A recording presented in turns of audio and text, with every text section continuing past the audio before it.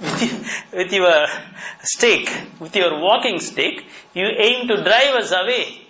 The British Empire, the greatest empire ever born upon the face of the earth in the entire history, you aim to drive us away. Is it possible? I feel like laughing at you.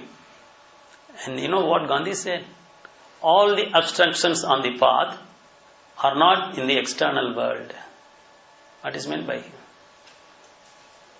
All the obstructions are not in the external world. All of your tanks, all of your airplanes, all of your infantry could be there, but they are not inside me.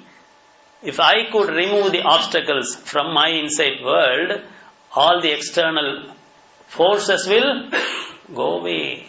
And who won? The British Empire or Gandhi? Gandhi. It is Satyagraha. What is meant by Satyagraha, sir?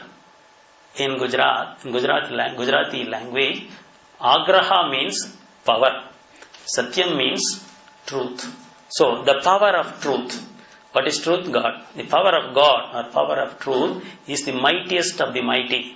Then all the infantries, all the airplanes, air force, and all the machine guns and tanks, these are all physical forces.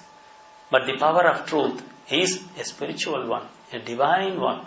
So, by dedicating oneself to a great cause, as Maria has done for the cause of propagating the teachings of Vallalar, your slumbering soul force will be awakened. Will be awakened. You read the history of Christianity, sir. Christ was able to spot only 12 disciples. He formed his club, his Satsabha, his Sabha, with only 12 disciples. What happened? One among the 12 was a great scholar, an intellectual, and he turned into a traitor and he sold his conscience for 30 silvers.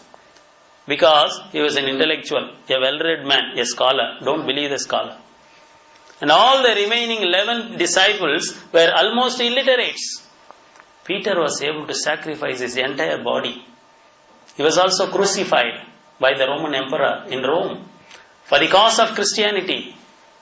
So Christ started with 12 people. Now, at this moment, how many Christians are there in the world?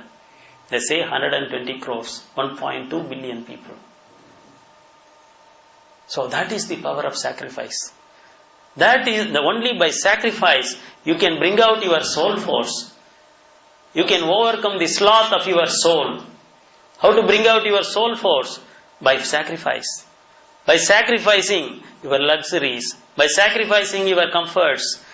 That is called real penance, tapas, tavam. By sacrificing even your needs, your soul force is brought out.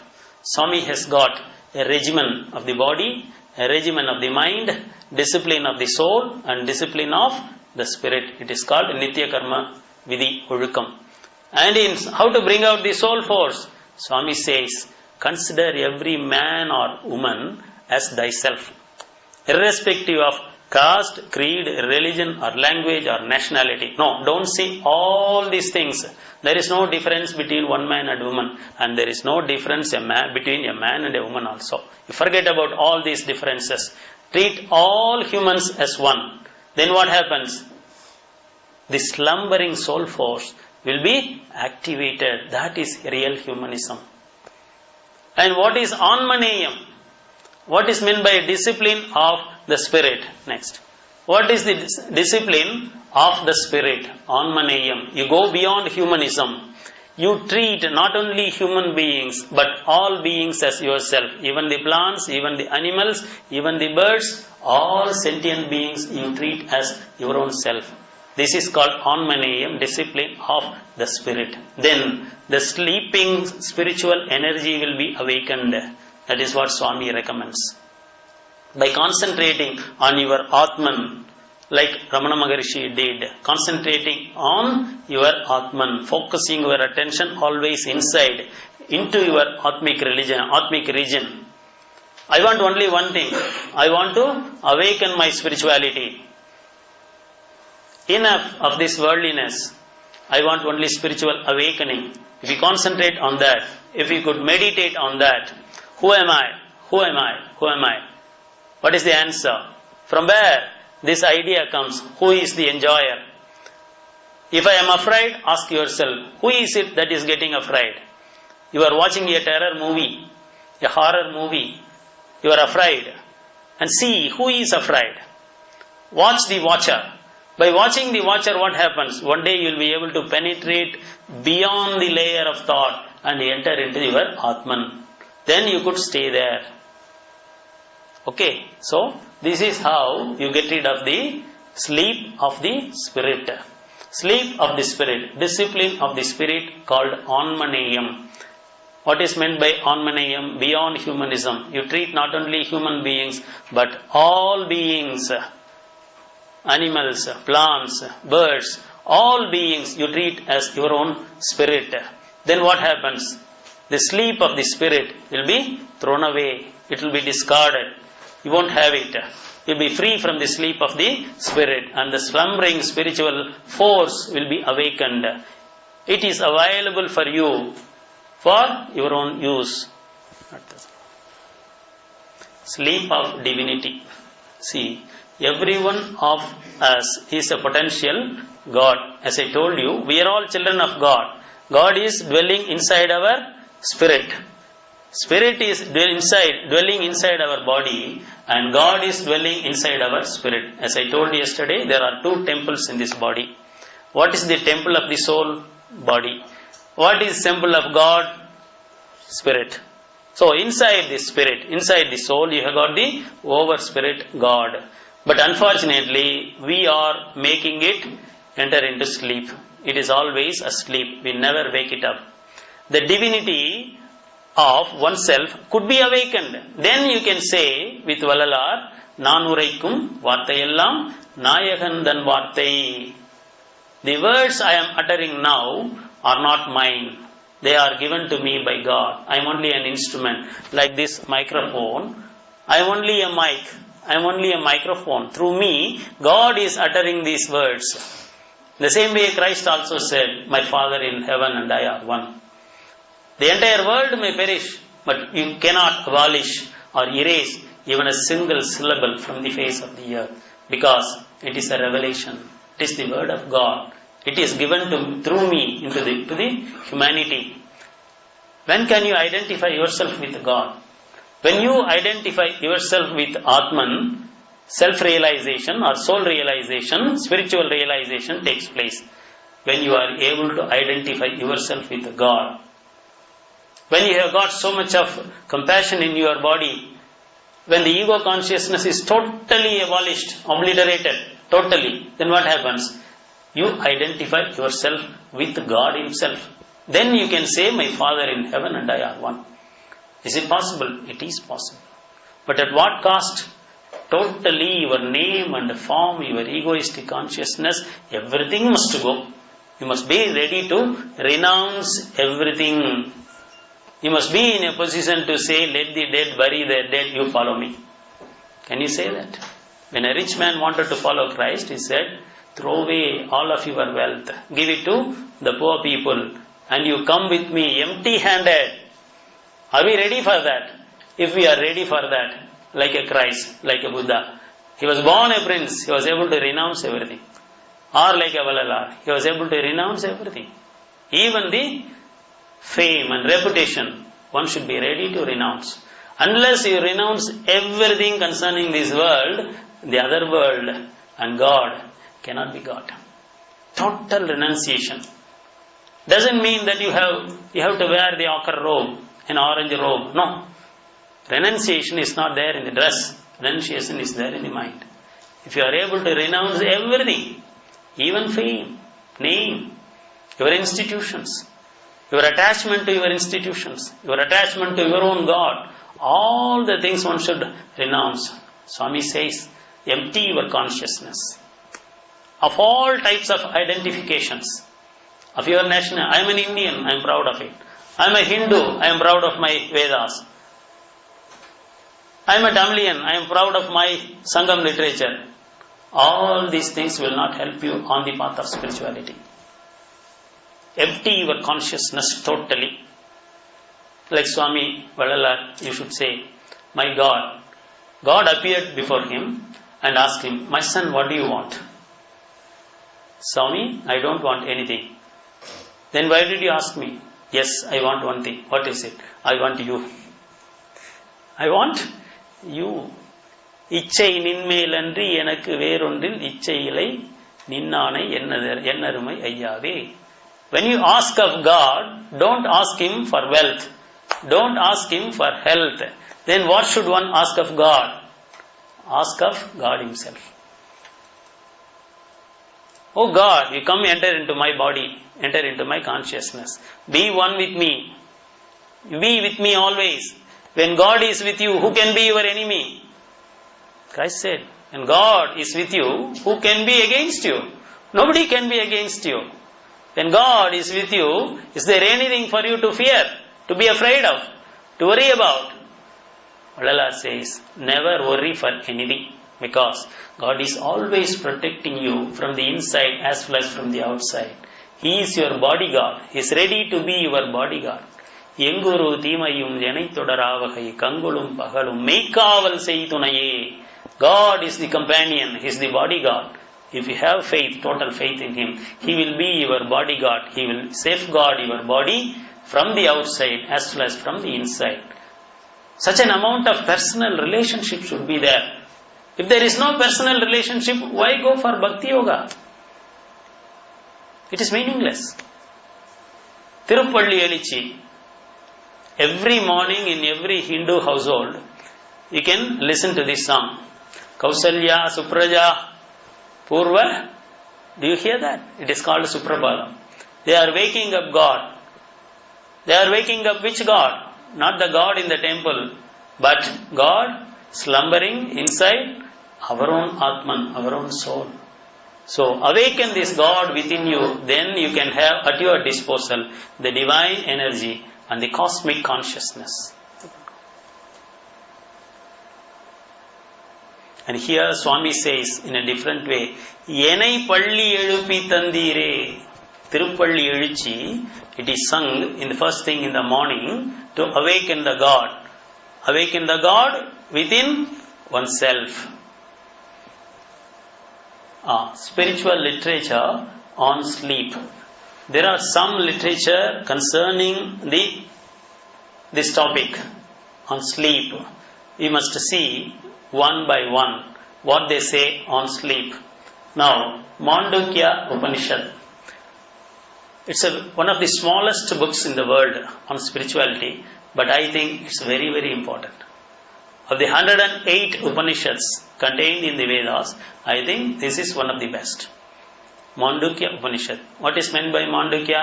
Mandukya means frog. We are all frogs. Darwin said we are all descended from apes, but the Upanishads say we are all descendants of frogs. Even now, our consciousness is like a frog. What's a frog doing? It's always jumping from one place to another. And our frog of consciousness is jumping onto 3 places. Now, it is sitting in one place. This place is called wakeful consciousness. Now we are in the wakeful consciousness. During night what happens? This frog of consciousness will jump into sleep state. From the sleep state, it will jump into dream state. Even if you live to be 100 or 150, what happens? Your frog of consciousness is going to jump into these 3 places. From wakeful state to sleep state. From sleep state to dream state. Once again to wakeful state. Again to sleep state. Once again to dream state. So these are the 3 states. We always find ourselves. With these 3 states, there is no jnana, no wisdom. There is a 4th state of consciousness by attaining which you can attain jnana. There is a 4th state of consciousness. In Sanskrit, number 4 is denoted by the word Turiya. Unless you attain Turiya consciousness, the 4th state of consciousness, you can never attain wisdom, you can never become a jnani like Ramana Maharshi. To attain that 4th state of consciousness is to go beyond sleep to some extent. Some people say in Saiva Siddhanta, even the fourth state of Turiya is also an avastha. It's a lower state of consciousness.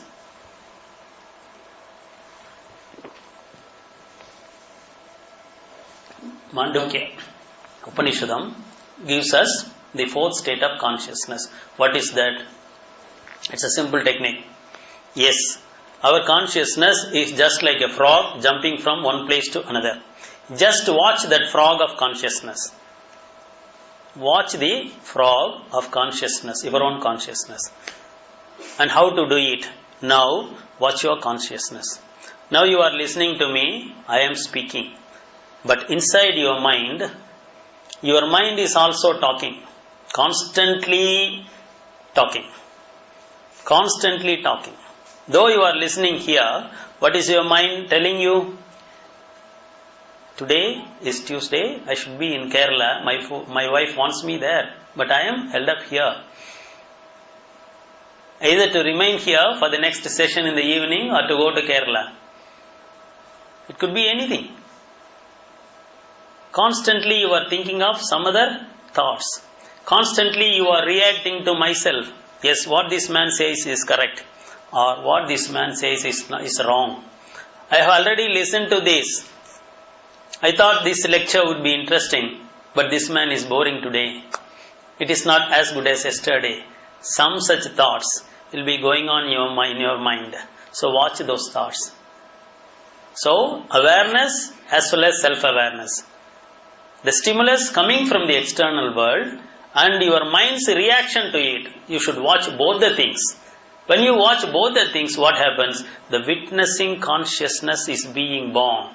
If you could sustain it and develop it, this fourth state of consciousness called witnessing consciousness, Sakshi Bhava. In the terms of Bhagavad Gita, it is called Sakshi Bhava. That is the fourth state of consciousness. So, you watch yourself in the wakeful state and you watch your dream state. Before entering into sleep, keep a notebook and a pen with a resolve. How do you resolve? Whatever dreams I am going to have this night, I am going to remember immediately and get up and record it on the paper. Most of the time you will fall asleep, you will not remember. Even after waking up, if you try to recollect what will happen, you will remember very little. Sometimes you don't remember anything at all. But with the effort, with the persistence, you could remember a few lines. You can write down those lines, but you persist in this. After 6 months or an year, you will be able to remember all that you saw in your dream. So constantly, an inner television is going on. Watch that inner television. Watch your thoughts, watch your feelings, watch your emotions, watch your motives, watch your mind's reactions, and then act. Have a small gap. For a fraction of a second, behold your mind. You watch the reaction of your mind and then react. That is what Christ said. When somebody slaps you on the left cheek, how do you react? You don't immediately react and hit him on the cheek. You show him the right cheek. Why? Hitting him back, hit him, says your mind. That is your normal reaction of the mind. But if you follow that normal reaction of the mind, you are still being at the level of the animal. You are not a human being. So watch your mind's reaction. Your mind says, he has hit you. You slap him back. No. Out of ignorance, out of mental disease, he is doing it. If he were to be my own child, how will I react? I will not scold him. I will not be angry with him. So, show him the reaction which he doesn't expect. Evil can be conquered only by love. So, show him the other cheek also. When you are in a condition to show him the other cheek, the other person will not be able to hit you once again. Enmity is once for all dissolved. So watch your mind. When the other person hits you, what happens? What does your mind say? What is your mind's reaction? Hit him back. That is normal animalistic reaction. Don't follow that reaction. Watch your mind's reaction and do the opposite thing. Always act, do not react. If you hit him back, it is only a reaction, it is not an action. Action is born from the spirit. Reaction is born from the mind. This is subtle difference, you must understand. Reaction is born from the mind and action is born from the spirit. We never act, we always react. If you put on a switch, what happens? Immediately the fan revolves. If you put on a switch, what happens? Immediately the bulb starts shining. In the same way, when somebody wants to make us anger, he will slap us. He will start the process and we will act accordingly. No, don't follow the reactions of your mind. You ask your soul, you ask your spirit. And what is the language of spirit? Love and silence. So the entire Sermon on the Mount can never be understood by your mind. By following the Spirit's voice, then you will be able to understand the Sermon on the Mount. Because Christ always acted from spirituality and divinity. Either from the Spirit or from His divine center, He was always acting. He never reacted from the mind because there was no mind. What is the indication of mind? Likes and dislikes, preferences and aversives.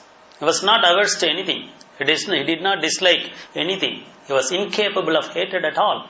See, he was always acting from the center of his divinity and spirituality. So then he can only act. Nothing bad, nothing evil can come out of such a person. Only good can come out of such a person. Okay, now here Mandukya Upanishad, it tells you to develop the fourth state of consciousness. By developing this fourth state of witnessing consciousness, you be a witness to your consciousness during the wakeful state, during the sleep state and during the dream state. Then what happens? The fourth state of consciousness called Turiya or witnessing consciousness, it gets established. You are developing artificially by your own effort a fourth state of consciousness that will drive away the sleep consciousness. All these three states of consciousness, wakeful state, sleep state, dream state, they are all degrees of sleep only. Only the Turiya state is devoid of sleep. So catch hold of the fourth state of consciousness called Turiya. That is what the Vedas teach you. Then you can become a jnani like Ramana Maharshi. Mandukya Upanishad and then Sufism. The Sufis teach you how to drive away your sleep. You know something? If you go to a Sufi jnani, he will ask you to sleep on the parapet wall of a well. He asks you to sleep at night on the parapet wall of a well. Have you seen a well, Indian well? There will be a wall of about 3 to 4 feet height. He asks you to sleep on that wall. What will happen if you sleep? You will fall down into the well and die. So, for fear of death, you will keep awake. That is how the methods are very cruel, but well-intentioned. With good intentions, they do that. So, a Sufi saint, he never lets you enter into sleep at all. That is the method of Sufism. And Gurdjieff was another Sufi master and who had modified his teachings. His teachings were taken from Vedanta, from Taittiriya Upanishad, Mandukya Upanishad and from Buddha and from Sufism. It was an amalgamation. Well, it was some kind of an eclectic system. He picked up all the good things from so many sources and he made it into an elaborate system. So, Gurdjieff, In Search of the Miraculous, you must read that book, In Search of the Miraculous. That is the masterpiece which gives you all the basic details of the system.